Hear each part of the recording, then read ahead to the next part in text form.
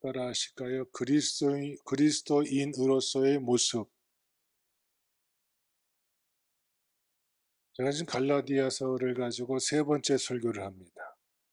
5장 1절에 있는 말씀을 가지고 예수 그리스도의 선물이 무엇인지 자유와 믿음과 소망을 주셨다. 또 지난주에는 그렇다면 우리는 부르심을 입은 자인데 부르심은 자는 어떻게 살아갈 것인가? 자유의 삶을 살아야 되고, 두 번째는 사랑의 삶을 살아야 되고, 세 번째는 조심하는 삶을 살아야 된다 말씀드렸어요. 오늘은 그렇다면 우리는 이제 그리스도인이 되었습니다. 여러분, 그리스도인이라는 단어는 사도행전 11장에 처음 등장합니다. 바울과 바나바가 예루살렘 교회 파송을 받고 수리아 안디옥에 가서 수리아 안디옥 교회를 든든히 세우는 과정 속에서 그들에게 하나님의 말씀을 가르쳤더니 그 교회가 그 성도들이 사람들에게 그리스도인이라 칭함을 일컬음을 받더라. 할렐루야. 내가 그리스도인이라는 게 아니고요. 하나님을 모르는 수리아 안디옥에 거하는 다른 사람들이 수리아 안디옥 교회에서 신앙생활하는 그들을 보고 뭐라고 불렀다고요? 그리스도인. 이게 무슨 말일까요? 저 사람을 봤더니 그의 삶의 모습 속에서 누가 보이는 거예요? 네? 그리스도가 보이는 거예요. 여러분의 신앙의 삶이 그렇게 되어지길 주의 이름으로 축원합니다. 야, 내가 알던 그 사람인데, 그 사람이 교회 다니니 신앙생활하더니 달라졌어. 저 모습 봤더니 그 사람의 모습 속에 누가 보여야 돼요? 예수님이 보여야 돼요. 그럼 그 모습은 사도 바울은 어떻게 설명해 주고 있을까요? 다 함께 우리 6절 말씀 시작. 가르침을 받는 자는 말씀을 가르치는 자와 모든 좋은 것을 함께 하라. 아멘. 이 말은요, 좋은 것이 뭐예요? 가장 좋은 것이 뭐예요? 하나님의 말씀이잖아요. 하나님의 말씀 속에 함께 하라는 거예요. 말씀 속에 거하라는 거예요. 여러분, 초대 예루살렘 교회는 교제가 활발한 교회였습니다. 뭐가 활발했다고요? 교제가. 교제는 교회 중심의 교제였습니다. 하나님 중심의 교제였습니다. 저희가 사도의 가르침을 받아 서로 교제하며 뭐하며? 교제하며. 사도들의 가르침을 받아 서로 교제하며 떡을 떼며 기도하기를 전혀 힘쓰니라. 할렐루야.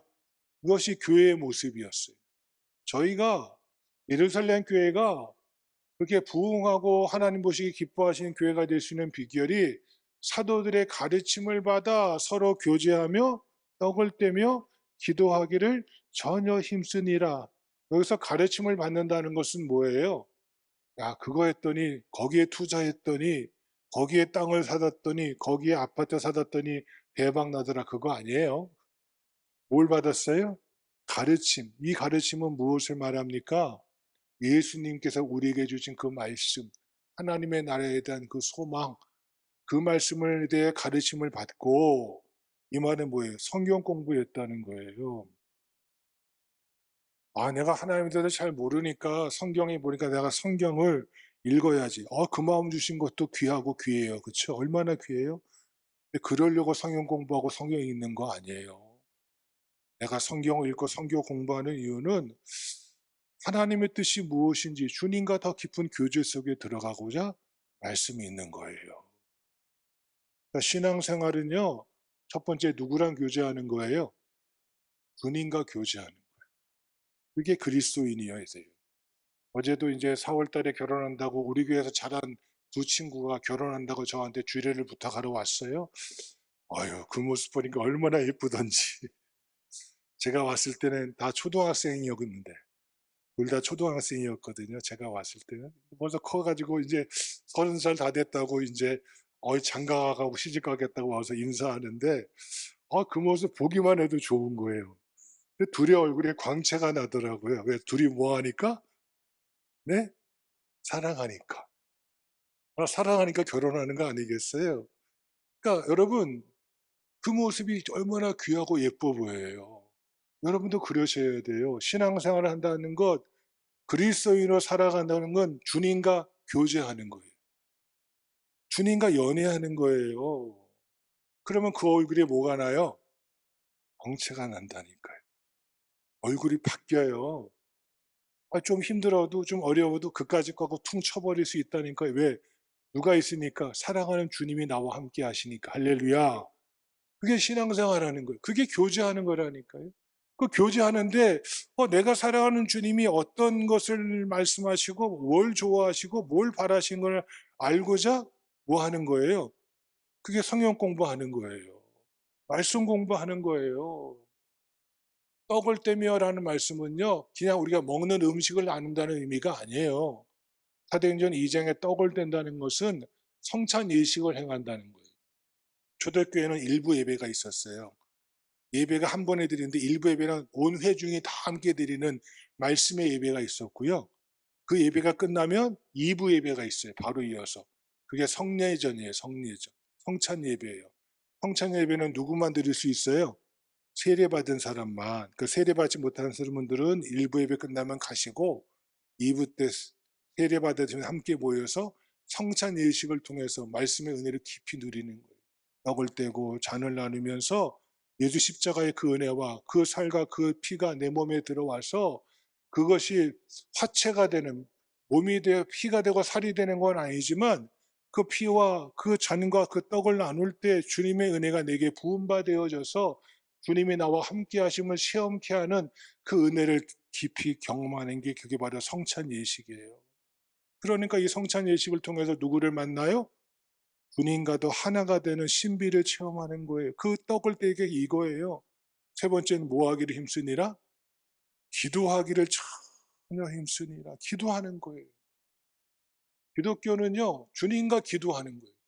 그저 내 한풀이 내가 바라는 거, 내가 소원하는 거 막 일방적으로 주여 하고 달라고 끝나는 게 기도가 아니고요. 그것도 해야죠, 당연히. 급하면 해야죠. 그런데 기도는 주님과 은밀한 사랑의 대화를 나누는 거예요. 그게 기도 생활하는 거예요. 그러니까 사도 바울이 말하잖아요. 하나님에게서 지으신 모든 것이 선함에 감사함으로 받으면 버릴 것이 없나니 하나님의 말씀과 기도로 거룩하여 지민이라. 할렐루야. 자기의 믿음의 아들, 영적 아들이었던 디모데에게 사도 바울이 디모데전서 4장에서 권면하는 거예요. 내 아들 디모데야, 하나님 지으신 모든 것이 선함에 뭐로 받아라? 감사함으로 받으면 버릴 것이 없나니 네가 거룩해지는 것, 주님을 알아가는 것, 주님과 하나 되는 비결은 이거밖에 없다. 하나님의 말씀과 무엇? 기도밖에 없다. 그럴 때 우리는 뭐예요? 하나님께 대해서 예배를 통해서 성찬을 통해서 성경 공부를 통해서 기도를 통해서 주님과 뭐하는 것, 교제하는 모습을 드러낼 때 저 사람이야말로 삶의 방향이 바뀌었네? 삶의 모습이 바뀌었네? 그 모습이 드러날 때 여러분을 향하여 세상 사람들이 뭐라고 부르는 거예요? 저 사람은 그리스도인이야 라고 칭함받을 수 있는 주님과 더 교제가 깊어지는 하나님의 백성들 되어지기를, 그리스도인이기를 주님의 이름으로 축원합니다. 그걸로 끝나지 않고요. 이 기도가요. 나만을 하나님과의 교제로 깊어지는 것으로 끝나지 않고 중보 기도로 펼쳐져 나가는, 너를 위해서 기도해 줄 수 있는 그 사람, 너를 위해서 기도해 주는 믿음의 그리스도인, 그 그리스도인이 우리 평강성도 여러분이기를 주님의 이름으로 축원합니다. 옆에 분과 인사하실까요? 앞으로는 당신을 위해서 기도해 드리겠습니다. 네? 할렐루야. 그게 교회예요. 그게 그리스도인이에요. 내가 받은 그 은혜 너무 커서 나 혼자 즐기는 것이 아니라 정말 너를 위해서, 아직까지도 주님을 모르는 그를 위해서 기도함으로 믿음의 뿌리를 내리셔서 그 영혼이, 그 한 사람이 주님께 돌아오기까지 그리스도로서 중보 기도하는 하나님의 사람들 우리 모두이기를 주님의 이름으로 축원합니다. 두 번째 따라합시다. 그리스도인으로서 진실한 모습이 나타나야 합니다. 지금은 이제 안 하지만 몇 년 전까지 집사람이 월요일마다 저를 데리고 간 데가 있어요. 연포산 뒤에 있는 텃밭. 어휴, 쉬는 날인데 거기 가자면 막 짜증나는 거예요. 봄 되면 거름 줘야 된다고, 그 당시만 해도 그 정자에 있는 옛간 방앗간의 그 장로님한테 가서 깻묵 걸음이 한 몇 포대 얻어 가지고 제가 가니까 장로님이 그것도 파는 건데 목사가 달랜다고 한 그냥 이만한 포대로 한 5포대를 주더라고요. 와 그거 갖고 내려나고 제가 힘들었어요. 그 연보산 뒤에 밭이 내려가는 길이 한참 험하거든요. 그러니까 집사람은 못 드니까 제가 들고 내려가야 되잖아요. 거긴 물도 없어요. 물도 주려면 또 낑낑거리고 올라가야 되고. 어쨌든 거기서 감자도 키우고 고구마도 키우고 깻잎도 키우고 여러 가지 곡물을 키워서 정말 맛있게 먹었던 기억이 나요. 저는 안 해요. 집사람이 다 했지. 집사람이 그거 하면서 좀 쉼도 들이고 땀 흘리고 감사하고 평안함을 느꼈던 것이 있는데 지금은 인제 거기 뭐 그 딴 거 한다고 농사 짓지 말라 그래서 좀 못하고 있는데 그때 참 많은 걸 봤어요. 야 심었더니 때가 되니까 뭐가 나요? 콩 심은데 콩 나고 팥 심은데 안 나요. 또 방울토마토를 몇 그루 심어 놨더니 때가 되니까 방울토마토가 열려 가지고 모마를 때 그 한두 개 따 먹으면 아유 그렇게 달고 맛있더라고요. 그래서 그걸 보면서 '아 농사의 기쁨이 여기에 있구나. 농사는 속이지 않는구나. 심은 만큼 거두게 되어 있구나. 많이 심으면 많이 거두고 적게 심으면 적게 거두고 심은 대로 땀 흘려 수고한 만큼 거두게 되는 것이 농사입니다.' 물론 예외일 때도 있습니다. 예외는 예외일 뿐이지 예외가 전부는 될 수가 없는 것입니다.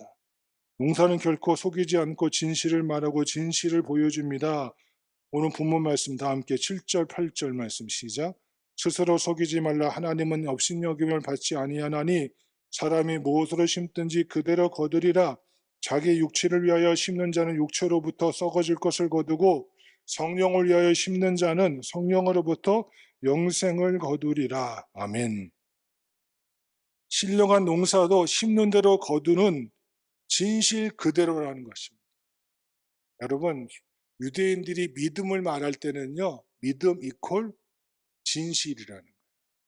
믿는 자는 뭐한 자? 진실한 자라는 거예요. 그게 드러나야 돼요. 예수 믿는 사람인지 믿었더니, 아이고, 세상에 믿을 사람 없어. 이러면 어떡할 거예요? 다른 사람은 못 믿어도 저 그리스도인은 믿을 줄 알아야죠. 그렇죠? 그게 진실한 모습 아니겠습니까? 성도의 생활은 거울과 같아서 생활 속에서 진실한 모습이 드러나야 합니다. 무엇을 심든지 그대로 거두리라. 성령을 위하여 심는 자는 성령으로부터 영생을 거두리라. 할렐루야. 우리의 삶이 내가 무엇에 투자하고 있는지, 무엇에 올인하고 있는지, 무엇에 심고 있는지를 보여줘야 돼요. 근데 영생을 위하여 심지는 않고 맨날 쓰잘데없는 거, 헛된 것, 이 땅에 두고 올 것에만 올인하고 살아요. 물론 이 땅에 살 동안 필요한 거 필요하죠. 근데 그게 전부는 아니잖아요. 내가 정녕 무엇을 심고 있는지 결단할 수 있어야 됩니다. 믿음으로 산다는 것은 하나님 앞에서 진실하고자 최선을 다하는 것입니다. 세상 사람들은 말합니다. 결과만 좋으면 됐지 뭘 따지냐고. 그리스도인은 그래서는 안 됩니다. 그리스도인은요, 시작도 진실해야 되고요. 동기도 진실해야 되고요. 과정도 진실해야 돼요. 그 결과는 누구한테 맡겨요? 하나님께 맡기는 거예요. 그것이 선한 열매를 거둘 수도 있고 또는 실패할 수도 있어요. 근데 그것마저도 뭐 해야 돼요? 하나님 옆에서 진실할 수 있어야 돼요. 이게 진실한 거예요. 왜? 신앙은요, 내가 보기에 좋은 것을 이루고 가는 건 그건 마귀의 욕망이에요. 하나님이 보시기에 좋은 것을 내가 심고 거둘 수 있는 진실한 모습이 우리 가운데 가득 넘쳐나서 야, 저분이야말로 저 장로님이야말로 저 권사님이야말로 저 집사님이야말로 저 평강교회 성도 그리스도인이야말로 진정한 그리스도인이다라고 진실한 자라고 칭함받는 자 우리 모두이기를 주님의 이름으로 축원합니다. 세 번째 따라하시겠습니다. 선대하는 모습이 나타나야 합니다. 내가 상대방을 선이 대해야 하는 이유가 분명합니다. 왜? 그도 하나님의 형상으로 지음받은 존재이기 때문에. 이 말은 바꿔 말하면 하나님은 나도 귀히 여기시지만 하나님은 저 사람도 뭐 하시기에? 존귀히 여기시기에. 그러니까 우리가 사람을 함부로 평가해서는 안 됩니다. 아무리 열악하고 가난하고 부족할지라도 그 사람을 하나님이 존귀히 여기시는 사람 대접할 수 있어야 됩니다. 이것이 선대하는 것입니다. 선히 대하는 것입니다. 왜? 하나님이 그도 선히 대하시고 우리도 선히 대하시기 때문입니다. 사람을 외모로 판단하지 마십시오. 돈으로 계산하지 마십시오. 오늘 본문 말씀 다 함께 9절 10절 시작. 우리가 선을 행하되 낙심하지 말지니 포기하지 아니하면 때가 이름에 거두리라. 그러므로 우리는 기회 있는 대로 모든 이에게 착한 일을 하되 더 믿음의 가정들에게 할지니라. 아멘. 우리가 상대방에게 선을 행하되 뭐하지 말지니라? 낙심하지 말지니라. 왜 선을 행하는데 낙심합니까? 내가 이만큼 그에게 선을 베풀고 도움을 줬으면 그도 나에게 뭐 해주길 바래요? 선을 베풀고 도와주길 바라는데 그가 그렇게 합니까? 도움 필요할 때는 그냥 문지방이 닳도록 쫓아오다가 도와주고 났더니 뭐예요? 그때 우리는 뭐예요? 낙심하잖아요. 뭐 사람이 저래? 어떻게 저럴 수 있어?